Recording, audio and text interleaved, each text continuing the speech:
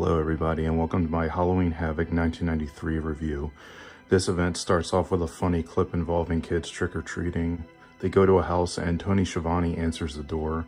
He ends up turning into some monster. This clip reminds me a lot of like a clip from the Goosebumps TV show, but this was a way to open up the show. Tony Schiavone and Jesse the Body Ventura host this. Tony dresses up as Jesse Ventura, and Jesse dresses up as a creepy doctor, I guess. Tony and Jesse have good chemistry together, but I enjoy Jesse due to his ridiculous comments. He says something along the lines of, "It's Halloween, that's when you hang out with people that wear masks." Eric Bischoff as the interviewer is dressed as a cowboy. Yeehaw, give me an Alabama slam, Eric. Special guest announcer for the show is Michael Buffer, aka the Let's Get Ready to Rumble guy. Not as many now, but this is now the Halloween Havoc 4th year in a row of the long flowing majestic mullets. The refs have those very non-majestic mullets though, and that was like almost an unwritten motto in WCW. It was basically if you were a ref, you had to have a mullet that was not majestic. First match on the card is Harlem Heat and the Equalizer taking on Charlie Norris, the Shockmaster, and Ice Train. The Shockmaster gets the pin on Cole, aka who's now known as Booker T, and the Shockmaster, Ice Train, and Charlie Norris win this match. This is a decent match to start the night. Both teams have good chemistry. Each member of both teams had a good amount of time in the ring, and each team worked well as a tag team of 3. Charlie Norris did botch a kick pretty badly though in the middle of the match. Not a super exciting match, but a good way to get you warmed up and invested for some Halloween Havoc the rest of the evening.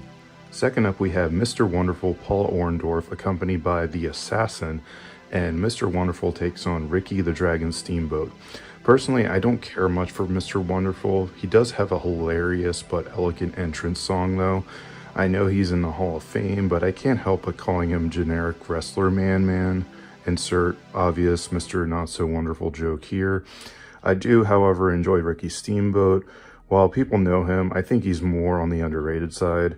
Mr. Wonderful wins via count out. The beginning of the match is much better than the second half. First half of the match started pretty solid. The second half of the match gets super sloppy. The Assassin headbutts Ricky with something inside of his mask, causing him to be counted out.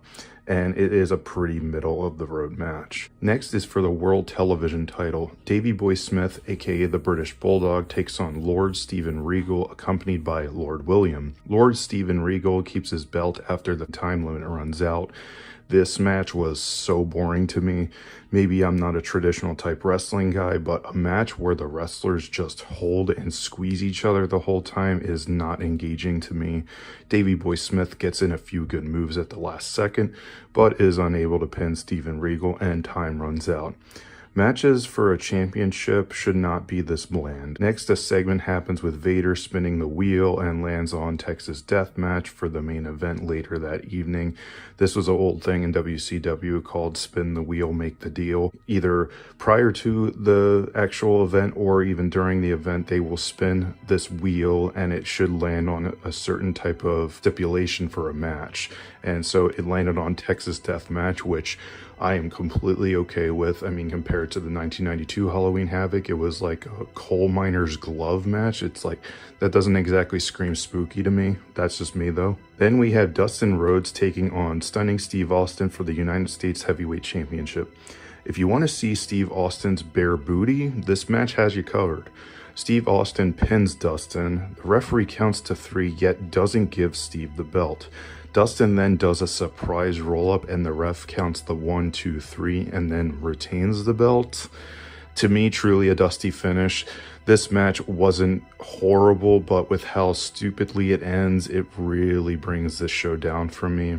Some old WCW events, they kind of do stuff like this where someone technically gets the win, but due to some sort of like technicality, they end up giving the other person the win or whatever, and this is another example of that.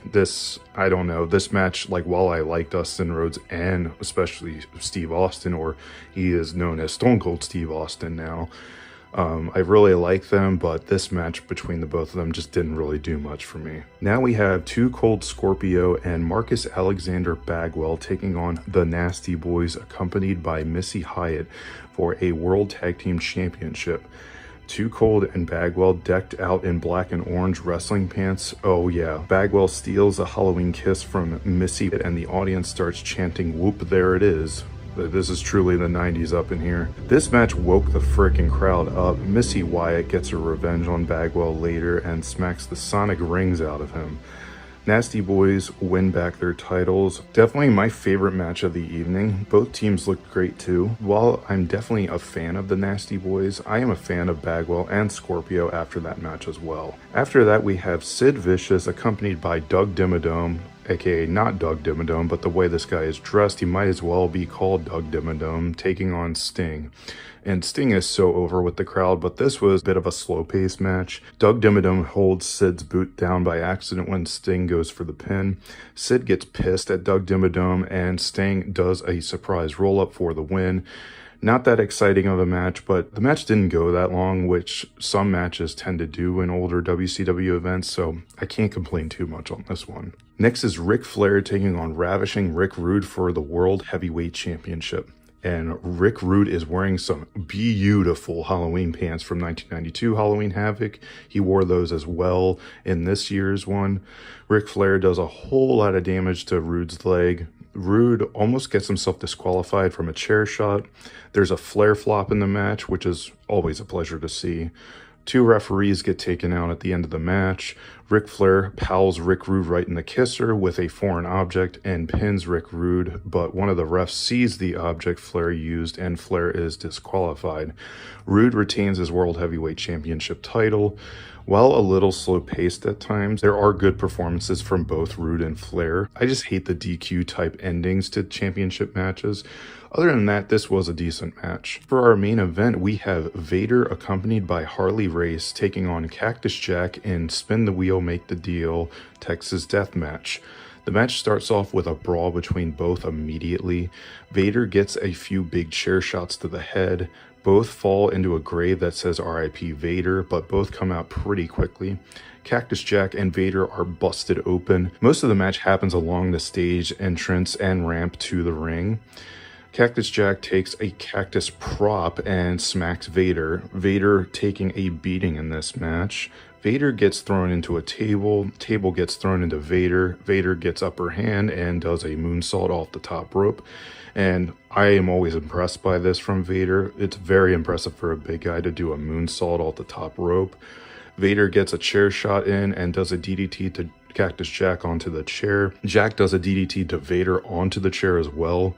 Harley Race tases Jack before he can get up. Vader is standing by the 10 count while Jack is down. Vader ends up winning this. Jack gets pissed and slams Harley Race as Halloween Havoc comes to an end. I enjoyed the match and the brutality between Vader and Jack.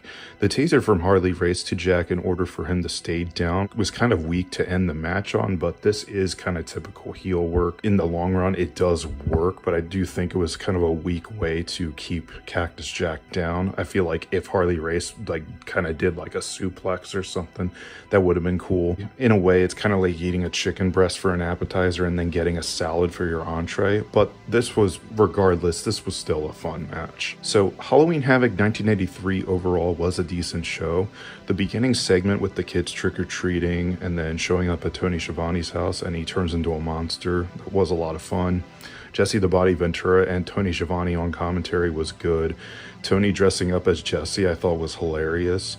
The stage entrance had some cool decor. You had Rick Rude's amazing Halloween pants. Decent opening tag match. Nasty Boys match was fun, but the television title and United States Heavyweight Championship match brought it down a bit for me. Despite that, I'm going to give WCW's 1993 Halloween Havoc a recommendation. And if you're curious to check out one of the Halloween Havoc shows, this isn't an amazing one, but it is a decent watch. So if you do want to check one out, I would say this is definitely one to check out. So I'm going to wrap it up there for my WCW 1993 Halloween Havoc review. I hope you have enjoyed this. Give me a thumbs up on the video if you enjoyed, and subscribe to the channel and give that notification bell a nice scoop slam. I appreciate your time, and I will see you in a future video. Bye.